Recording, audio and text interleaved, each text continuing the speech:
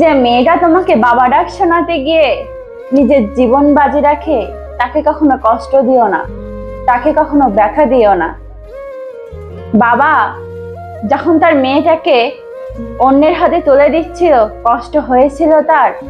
যে জামাই সেজে দাঁড়িয়েছিল তার হাতে মেয়েটাকে তুলে দিয়ে বলেছিল, বাবা আমার একটা মাত্র মেয়ে, একটা মাত্র রাজকন্যা আমার, ওকে কখনো কষ্ট দিও না, ওর চোখে কখনো জল আসতে দিও না। কিন্তু কষ্ট তুমি দিয়েছো, ব্যথা তুমি দিয়েছো, কাঁদিয়েছো তুমি তাকে।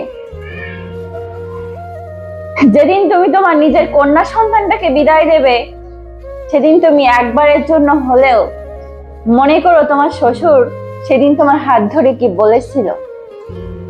মনে আছে তোমার সে কথা? একটা বাবা তার সারা জীবনের সর্বস্ব দিয়ে একটা মেয়েকে বিয়ে দেয়, বিদায় দেয়। সেই মুহূর্ত যে কতটা কষ্টের, সেটা একমাত্র সেই বাবাই উপলব্ধি করতে পারে।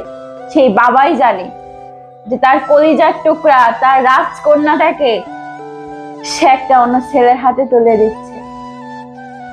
বুঝবে সেদিন, যেদিন তুমি তোমার মেয়েটাকে বিদায় দেবে, যেদিন তুমি ওই বাবার জায়গায় তুমি থাকবে, সেদিন তুমি বুঝবে যে এই মুহূর্তটা কতটা কষ্টের।